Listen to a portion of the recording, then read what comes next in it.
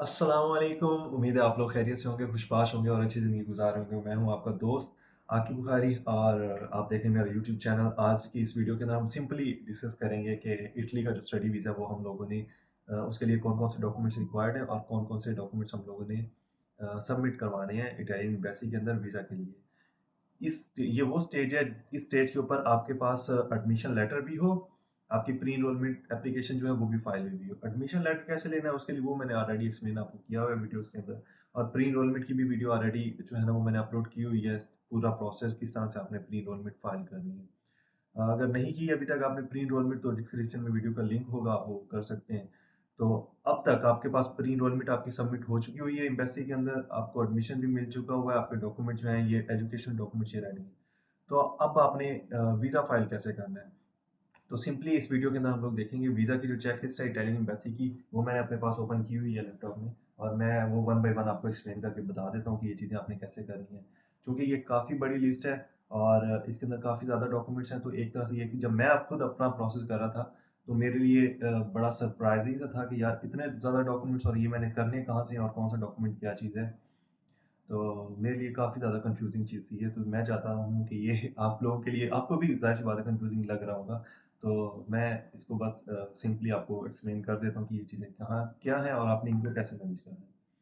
तो सबसे पहला डॉक्यूमेंट जो इटालियन एम्बेसी के अंदर आपने सबमिट जो उनकी चेकलिस्ट है उसके अंदर जो पहला डॉक्यूमेंट है वो है आपका एप्लीकेशन फॉर्म। जब आपको अपॉइंटमेंट देती है एम्बेसी, तो आपको वो एक एप्लीकेशन फॉर्म भी वीज़ा के लिए सेंड करते हैं। वो अपने एप्लीकेशन फॉर्म डाउनलोड कर लेना है और उसको फिल करना है वन बाय वन। सिंपल सा फॉर्म होता है, कोई ज़्यादा कॉम्प्लेक्स नहीं होता।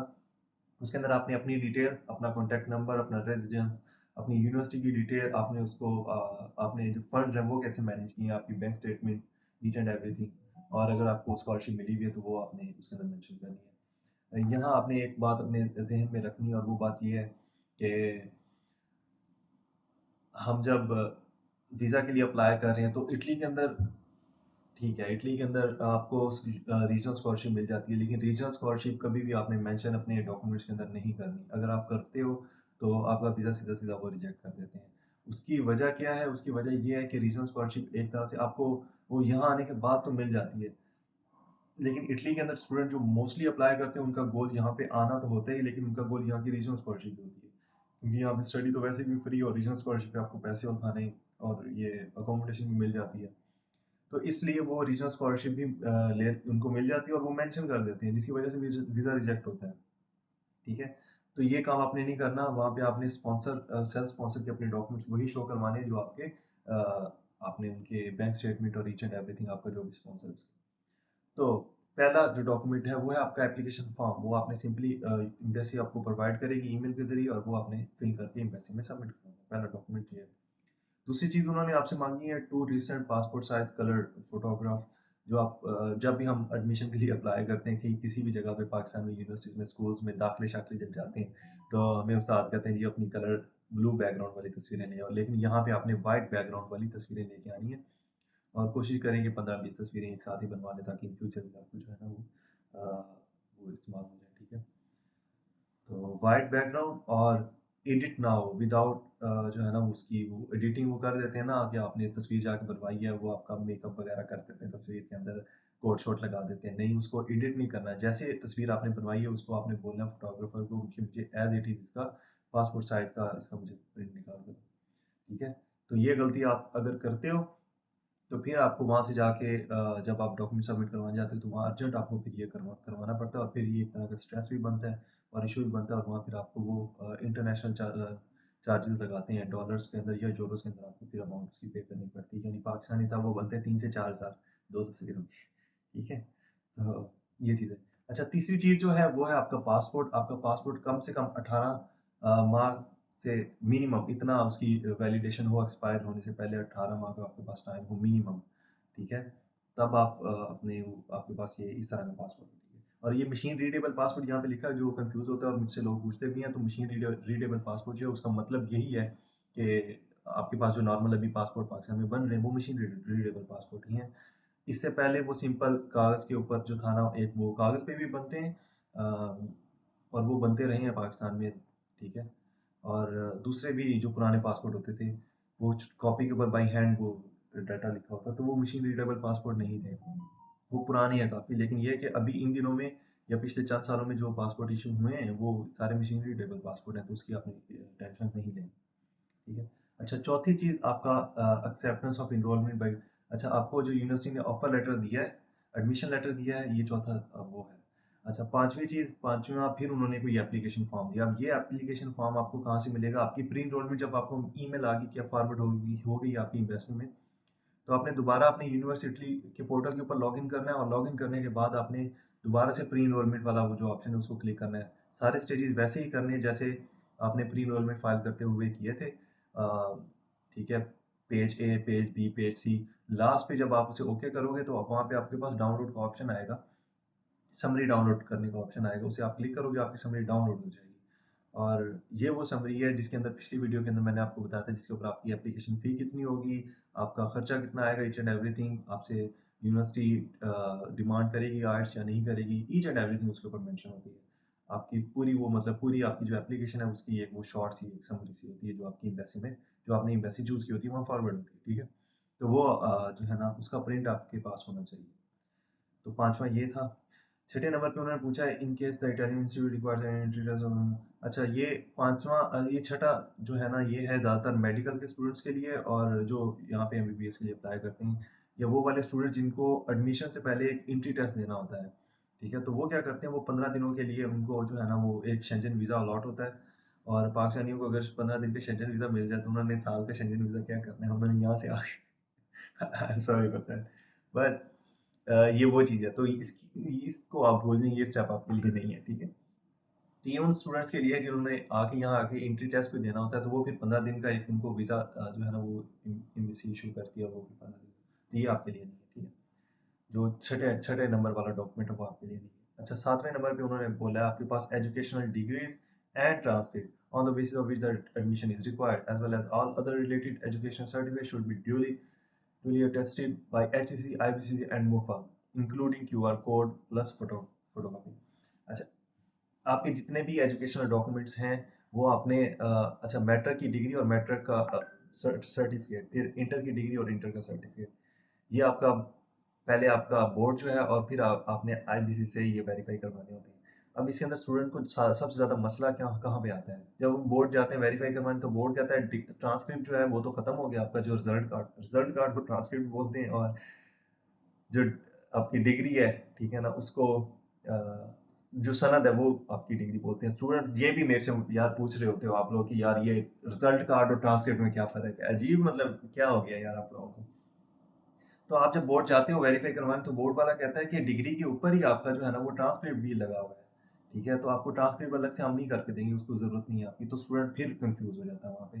तो आपको क्या करना है, मैट्रिक की डिग्री और इंटर की डिग्री बोर्ड से वेरीफाई करवानी है, जो भी आपका बोर्ड था, और फिर उसके बाद आपने वो आपको एक इन्वेलप बना के देते हैं आईबीसीसी का, और आईबीसीसी का प्रोसेस ऑनलाइन है, आप उनसे कोरियर से और खुद भी जा करवा सकते हैं। कोरियर से करवाने से ज़्यादा बेटर लगता है, क्योंकि वो नेक्स्ट डे आपको वापस करते हैं डॉक्यूमेंट्स।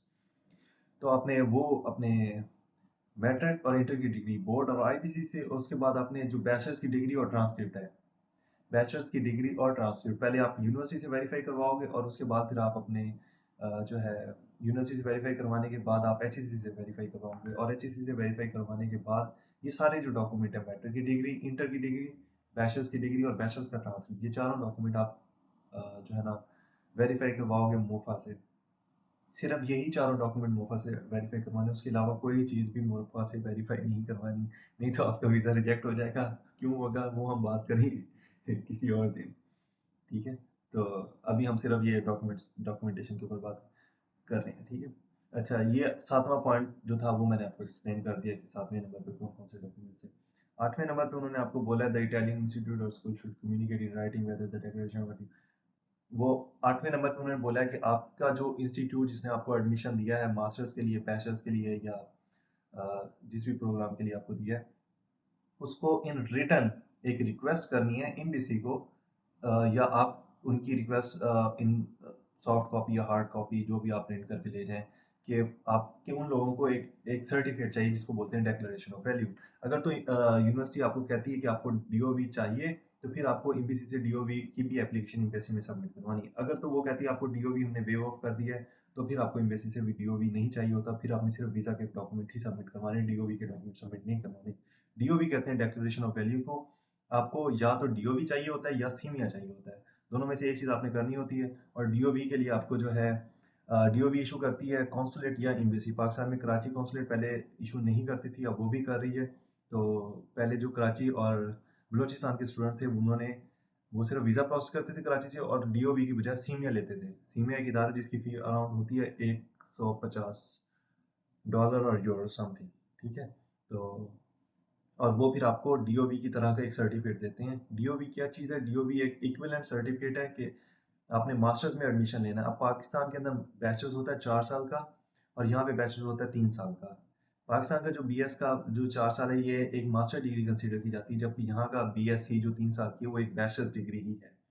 तो पाकिस्तान में बीएस करने के बाद आप एमफिल के लिए अप्लाई करते हो, ठीक है? और यहाँ पे आप बीएससी करने के बाद मास्टर्स के लिए अप्लाई करते हो और यहाँ का मास्टर्स और पाकिस्तान का एमफिल इक्वल है, जिसकी वजह से थोड़ा-सा प्रॉब्लम आता है और इसी वजह से मोस्टली स्टूडेंट्स को एडमिशन भी नहीं मिलते जब यूनिवर्सिटी को समझ नहीं आती कि इसका जो बैचलर्स है, वो 2 साल का है, वो 4 साल का है, ठीक है? तो तभी वो डिमांड करते हैं डीओवी। डीओवी एक इक्विवेलेंट आपको एक लेवल देता है कि पाकिस्तान में अगर आपकी एजुकेशन 16 ईयर ऑफ एजुकेशन है, तो तब आप अप्लाई कर सकते हो मास्टर्स के लिए यहाँ पे इटली के अंदर। तो वो एक तरह की आपको इक्विवेलेंस देते हैं। इटालियन एजुकेशन सिस्टम को कंपेयर करते हुए पाकिस्तान एजुकेशन सिस्टम को कंपेयर करते हुए एक इक्विवेलेंस आपको सर्टिफिकेट बना देते हैं, ठीक है? तो ये चीज़ है। तो डीओवी की रिक्वेस्ट वो कह रहे हैं आपको 8वें नंबर पे कि अगर उन्होंने रिक्वेस्ट की है तो वो इन फॉर्म आपके पास होनी चाहिए और ये भी रिक्वेस्ट आपके पास जो समरी मैंने पहले आपको बताया प्री इनरोलमेंट समरी जो है उसके ऊपर ये रिक्वेस्ट भी लिखी होती है, ठीक है? तो ये अलग से आपको कोई इस तरह की रिक्वेस्ट नहीं चाहिए होती, ठीक है? या फिर आपका अगर प्रोसेस लेट है तो आप अपनी यूनिवर्सिटी को रिक्वेस्ट कर सकते हो कि मुझे जो है ना डीओवी वेव ऑफ कर दो और ये वो और यूनिवर्सिटीज़ कर भी देती हैं, ठीक है? लेकिन मोस्टली नहीं कर रही। अच्छा, उसके बाद 9th पे उन्होंने कहा है कि receipt of payment of tuition fee. Tuition fee अगर कोई आपने यूनिवर्सिटी को पे की हुई है तो उसकी रिसिप्ट भी आपने साथ लगानी है। ट्यूशन फ़ी और एप्लीकेशन फ़ी के अंदर फ़र्क है। एप्लीकेशन फ़ी यहाँ पे तकरीबन हर दूसरी यूनिवर्सिटी की इटली के अंदर है, लेकिन ट्यूशन फ़ी यूनिवर्सिटीज़ आपसे डिमांड नहीं करती। जब आप यहाँ आ जाते हो तभी आपको वो पे करनी होती है। तो लेकिन फिर भी अगर आपने ट्यूशन फ़ी पे की है, जिस पाटवा के केस के अंदर €204 आपकी एडमिशन फ़ी है, वो एडमिशन फ़ी आपकी ट्यूशन फ़ी की पहली इंस्टॉलमेंट है। आपने 3 इंस्टॉलमेंट के अंदर €2400 आई थिंक समथिंग इतनी की फ़ी है, वो आपने देनी। तो अगर आपने यूनिवर्सिटी ऑफ पाटवा में एडमिशन लिया तो वो €204 जो आपने पे किए हैं, वो फिर आप यहाँ पे उसकी रिसिप्ट लगा सकते हो, ठीक है? और 10वां पॉइंट जो बैंक स्टेटमेंट से रिलेटेड है वो ऑलरेडी मैंने एक वीडियो में एक्सप्लेन किया है, तो वो आप वीडियो जो है वो देख लें। डिस्क्रिप्शन में मैं उसका लिंक दे दूँगा और तो आप वो बैंक स्टेटमेंट का आपका वो सारा मैंने बड़ी डिटेल से जो है ना वो एक्सप्लेन किया, नहीं तो ये वीडियो अगर मैं अलग ना बनाता तो वो फिर काफ़ी लंबी हो जाती थी, ठीक है? तो वो आप देख सकते हैं। और 11वें पॉइंट पे वैलिड आइल्स सर्टिफिकेट और उसकी एक फ़ोटोकॉपी। यार ये एम्बेसी ने खुद ये जो है ना वो पंगा किया हुआ है और इस पंगे की वजह से काफ़ी ज़्यादा जो है ना वो मसले स्टूडेंट्स को फेस करने पड़ते हैं। स्टूडेंट कहता है कि यार देखो एम्बेसी ने जो हमें लिस्ट दी है डॉक्यूमेंट्स ये आपने सबमिट करवाने उसके अंदर आइल्स लिखा हुआ है। लेकिन आप कह रहे हो हमें कि आइल्स नहीं चाहिए, क्योंकि मैंने ऑलरेडी पिछले साल आई थिंक मैंने वीडियो अपलोड की थी कि आइल्स आपको रिक्वायर्ड है या नहीं है और उसका लिंक भी मैं आपको डिस्क्रिप्शन में दे दूँगा, वो भी आप देख लो। उसके अंदर मैं एक्सप्लेन किया कि आइल्स आपको क्यों रिक्वायर्ड नहीं है। मेरा खुद का आइल्स नहीं था, मेरे यहाँ पे जितने फेलोज़ हैं उनमें से 2 लोगों का आइल्स है, बाकी किसी का जितने भी पाकिस्तानी स्टूडेंट्स हैं किसी का आइल्स नहीं है।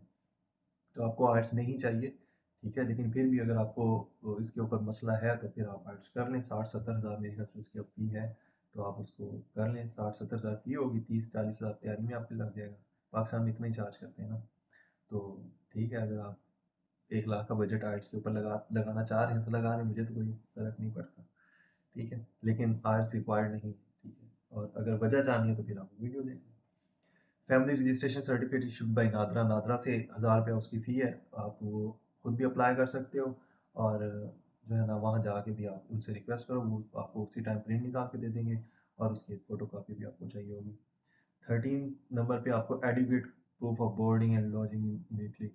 आपको इटली के अंदर जो भी आपका सिटी है जहाँ पे आपका एडमिशन हुआ है, यूनिवर्सिटी जिस सिटी के अंदर, उस सिटी के अंदर आपको बुकिंग करनी है, कम से कम 1 या 2 माह की आप कर लें। वो booking.com से आप जाके कर सकते हैं। और आपने अपनी फ़्लाइट बुकिंग भी करनी है, तो वो भी आप फ़्लाइट बुकिंग आप कर सकते हैं। उसके लिए आपको कुछ पे नहीं करना पड़ता, बुकिंग और कुछ ही। अकोमोडेशन की और फ्लाइट बुकिंग के लिए आपको कुछ पे नहीं करना पड़ता, वो आप कर सकते हैं, कोई मसला नहीं है। और फिर उसके बाद आपको वो पूछ रहा है कि अच्छा 13 नंबर पे अकोमोडेशन की बुकिंग है और 14 नंबर पे फ़्लाइट बुकिंग है, ठीक है?